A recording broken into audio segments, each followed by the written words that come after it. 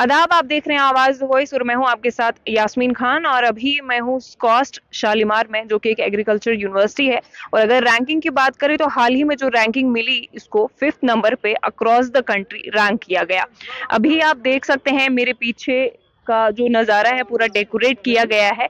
वो इसलिए क्योंकि स्कॉस्ट में तकरीबन 2 डे फेस्ट यहाँ पे मनाया जा रहा है, जो कि एक एग्रीकल्चर फेस्ट है, जिसमें ज्यादातर जैसे सैपलिंग्स है, सीडलिंग्स है, प्लांट्स है, गार्डनिंग के लिए, फार्मिंग के लिए जितनी चीजें जरूरत है वो सारी चीजें यहाँ पे फराहम की जाती है। देखिए, अगर हम स्कॉस्ट की बात करें तो स्कॉस्ट कश्मीर के लिए बहुत इंपॉर्टेंट यूनिवर्सिटी है, क्योंकि अगर कश्मीर की इकोनॉमी की बात करें तो मेजॉरिटी लोगों का जो इकोनॉमी का जरिया है वो एग्रीकल्चर ही है।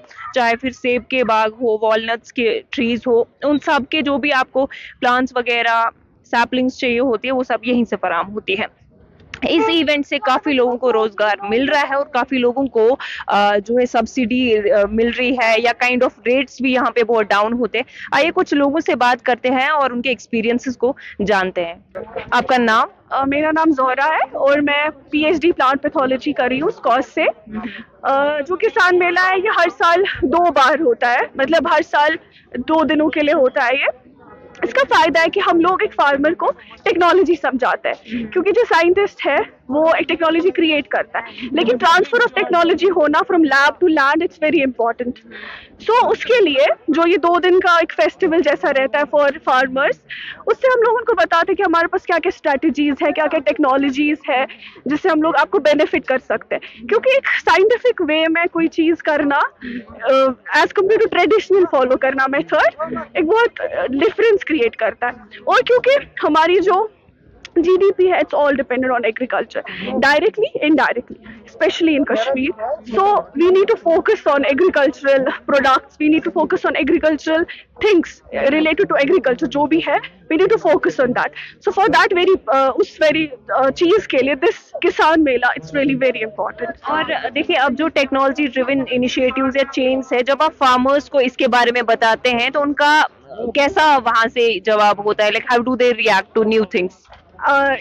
हमने बहुत सारे देखो, जैसे हमने कुछ पेटेंट्स क्रिएट किए हैं, यूनिवर्सिटी ने बहुत सारे पेटेंट्स लिए, बहुत सारी चीज़ों में ऐसी एडवांसमेंट लाई जो पहले नहीं थे। लेकिन जो फार्मर वो टेक्नोलॉजी को देखता है कि ये चीज़ से मेरे को बहुत फायदा मिल रहा है और मेरा टाइम कम लग रहा है, कंज्यूम उतना टाइम नहीं हो रहा है, और with in shorter period of time मुझे बेनिफिट ज़्यादा मिल रहा है और मेरा ओवरऑल बेनिफिट कॉस्ट रेशो बढ़ रहा है, मेरे को बेनिफिट ज्यादा है, तो वो अवेल करते हैं। जो भी नया कोई स्टार्टअप है, कोई भी नई टेक्नोलॉजी, कोई भी जो कॉस्ट प्रोवाइड करता है, so they very happy with it and वो उसको खुले दिल से लाइक दे टेक इट।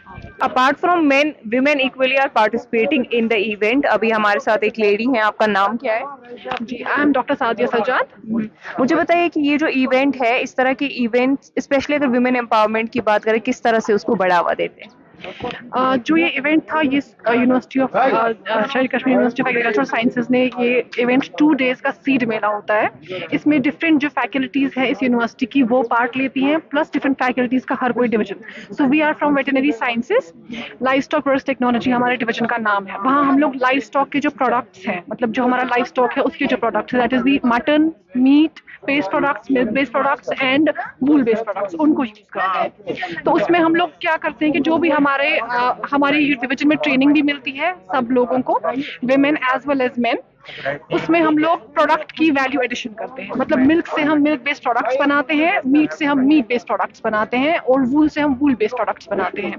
और उन सब की कमर्शलाइजेशन में भी हम इनकी हेल्प करते हैं। जो भी हमारे पास लोग आते हैं ट्रेनिंग के लिए, स्पेशली हम लोग विमेन को भी ट्रेनिंग देते हैं, उनको भी हम लोग पूरा ट्रेन करते हैं कि कैसे प्रोडक्ट्स बनेंगे, उनकी वैल्यू एडिशन कैसे होगी, उसके बाद उसको कमर्शलाइज कैसे हम कर सकते हैं। तो ये हमारे डिवीजन का मैंडेट है। अगर हम फार्मिंग की बात करते हैं तो मोस्टली बोला जाता है कि मेल डोमिनेटेड सेक्टर है। So where do you find women in this sector specially? In this जो हमारी प्रेजेंट गवर्नमेंट है वो बहुत सारी स्कीम्स दे रही है, that is for the women as well, जो विमेन एम्पावरमेंट को बहुत ज़्यादा सपोर्ट करते हैं। तो उस वजह से वो सारी स्कीम्स जो होती हैं वो हमारी विमेन अवेल कर सकती हैं, और उन स्कीम्स की मदद से भी वो लोग ये जो फार्मिंग वगैरह है, they can take up that those things as well as they can take up various product development. जो हमारे प्रोडक्ट डेवलपमेंट है वो भी वो टेक अप कर सकते हैं। So we have with us mister Ashfaq. तो सर, आपसे जानना चाहेंगे, how is this event going to benefit the local growers of Kashmir, specially people who are dealing with agriculture.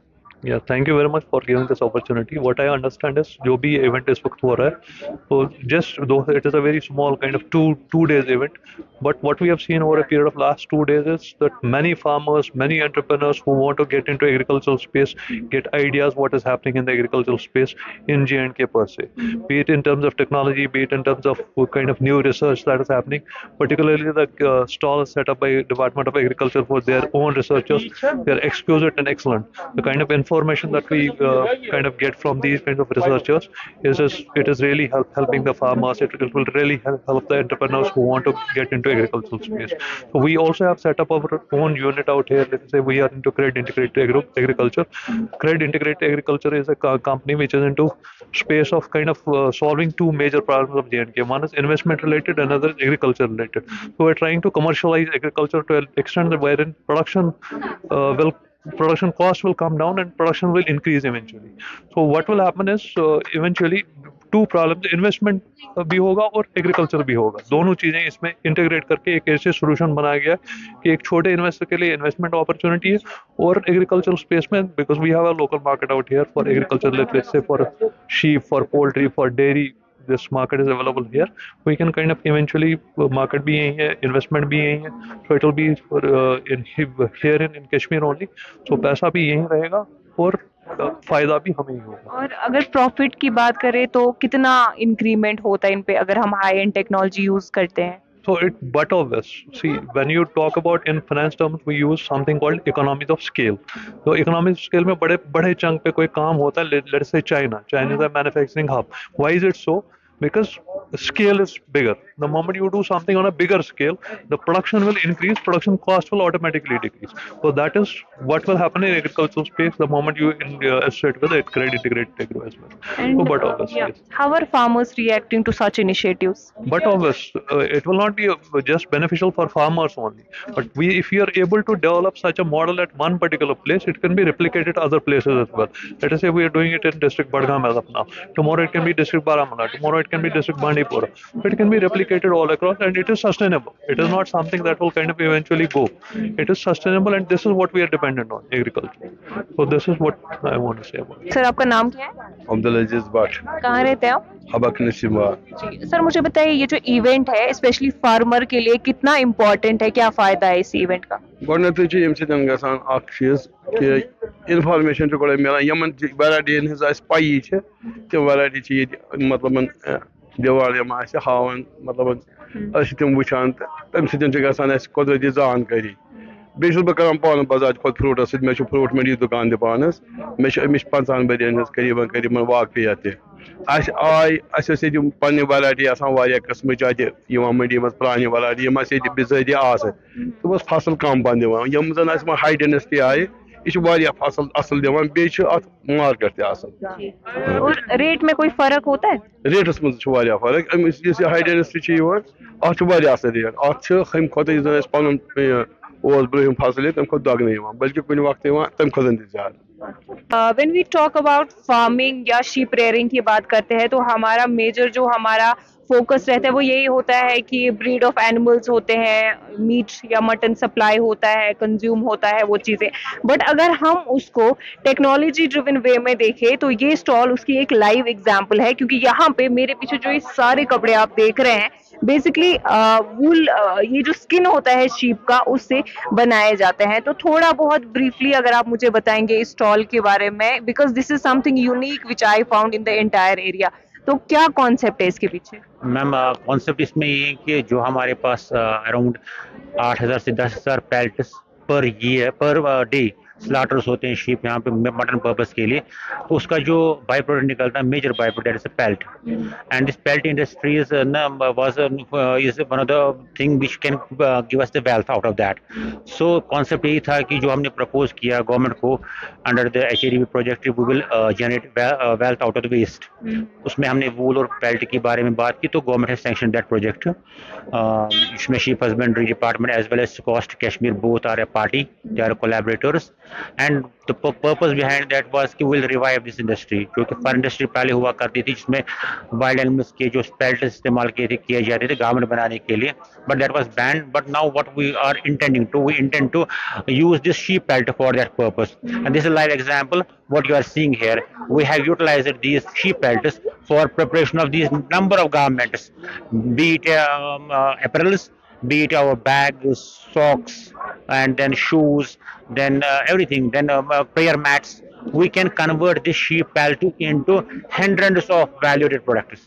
So that is the basic concept, and if that will succeed, and hopefully the Jammu and Kashmir state will be in a position to convert this waste into wealth and get a foreign exchange for that.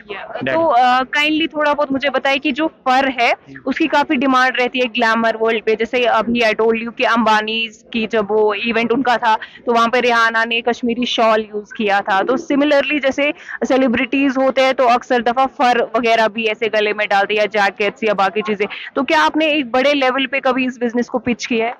हम actually यहाँ पे अभी business की हम we are right now reviving this thing. We are right now promoting the thing that people should come to know that it's not only the wild animals, chicken or wild, which can be used for the garment or apparel preparation.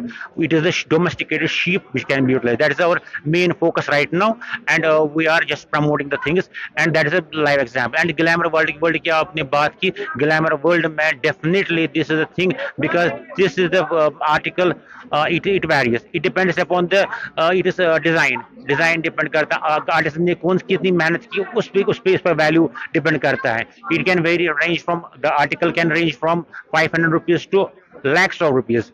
So that is our target is that. And how many people are getting employment out of it? Right now there are so many people who are working on the fur business, but our concept is that we want to utilize this sheep pelt for that purpose. Those artisans जो कि इसमें काम करते थे पहले भी, उनको capacity building करना है, ह्यूमन रिसोर्स डेवलपमेंट करना है, तो उनको थोड़ा सा हैंड होल्डिंग करना है, वो भी हम इंशाल्लाह इस प्रोजेक्ट में करेंगे. एंड मेन थिंग हमारा ये है कि जो फर प्रोसेस होती है, टैनिंग वगैरह होती है, यहाँ पे उतनी फैसिलिटीज नहीं है. What we want to have our own processing plant, जहाँ पे हम पेल्ट्स को प्रोसेस करके देन उसको टैन करके जो प्रिजर्व होने के बाद हमारे आर्टिसंस का काम है टू कन्वर्ट दैट वेस्ट जो प्रोसेस करके हमने पेल्ट बनाया, उसको convert into variety of goods, जो हमने यहाँ पे किया है.